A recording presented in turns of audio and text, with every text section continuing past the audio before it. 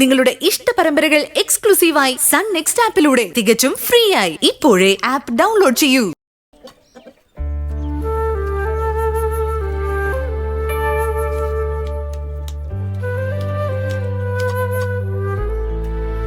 വേണോ?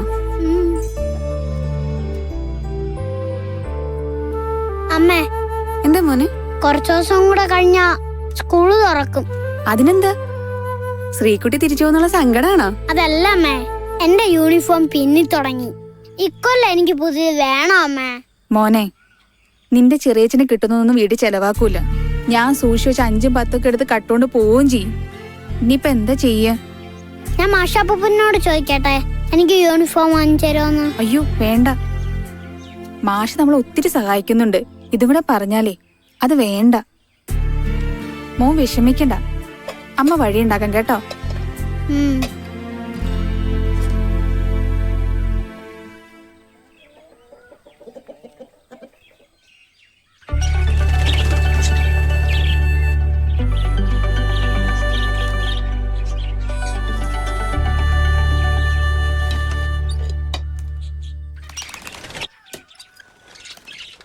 മോനെ, മോന് ചെറിയച്ഛ നല്ല അസല് യൂണിഫോമും ഷൂസും ബാഗും ഒക്കെ വാങ്ങിത്തരാം. ചെറിയച്ഛന്റെ കയ്യില് ഒരുപാട് കാശ് വരാൻ പോവാ. അപ്പൊ മോന് ഒരു വാച്ച് വാങ്ങിച്ചു തരും. അതൊക്കെ വരും. അതിന് മോനും കൂടി ഒന്ന് സഹായിക്കണം. എന്ത് സഹായം? ചെറിയ ഒരു സഹായേ. ഉച്ച നേരത്തൊന്നും തറവാട്ടുകാവിൽ ആരും കാണൂല. മോൻ ദേവിയുടെ ആ മൂക്കുത്തിക്കല്ലെടുത്ത് ചെറിയച്ചിട്ട് കൊണ്ടു തന്നാ മതി. മോൻ ശ്രീകുട്ടിയും കൂട്ടി പോയാ മതി. അവൾക്ക് മോനോട് ഭയങ്കര ഇഷ്ടമല്ലേ. ആ കല്ല് വേണമെന്ന് മോൻ ആശിച്ചു പറഞ്ഞാ മതി. ശ്രീകുട്ടി അത് എടുത്തു തരും. ചെറിയച്ഛന് വട്ട, കാവിലെ ഭൂതങ്ങൾ എന്നെ കൊല്ലും. എടാ മണ്ട, അവിടെ ഭൂതവും പ്രേതവും ഒന്നും ഇല്ല. ഞാൻ പറയുന്നത് നീ അങ്ങ് കേട്ടാ മതി. എനിക്ക് വയ്യ, ഞാൻ ചെയ്യില്ല. ചെയ്യില്ലേ നീ? ഇല്ല ഇല്ല ഇല്ല. ചെറിയച്ഛൻ ചെല്ല, അവിടെ കരിന്തകളുണ്ട്, ഭൂതങ്ങള്. അത് ചെറിയച്ഛനെ കുത്തി കൊല്ലും. അമ്മേ, ഇവനോട് പറഞ്ഞ എന്നെ പറഞ്ഞാ മതിയല്ല.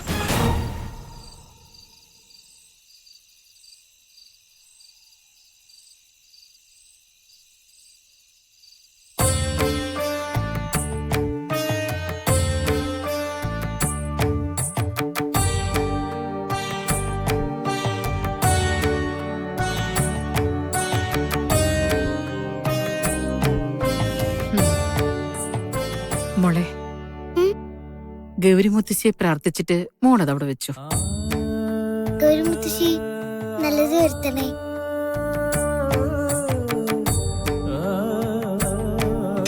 ഇന്നത്തെ ദിവസത്തിന് വലിയ പ്രത്യേകതയുണ്ട്. സ്വർഗവാതിൽ ഏകാദശിയാ ഇന്ന്. അതെന്താ മൂമ്മേ? അതൊക്കെ ഉണ്ട്, എല്ലാം അമ്മമ്മ പറഞ്ഞുതരാം.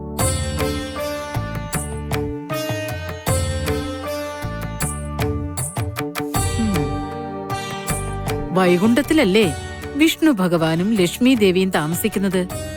ഇന്ന് വൈകുണ്ഠത്തിന്റെ വാതില് തുറന്ന് ദേവീ ദേവന്മാർ മാനസ സരോവരത്തിൽ വന്ന് നീരാടും. അത് വലിയൊരു തടാകവാ. കൈലാസ പർവ്വതത്തിന്റെ താഴെയാണ് ഈ തടാകം.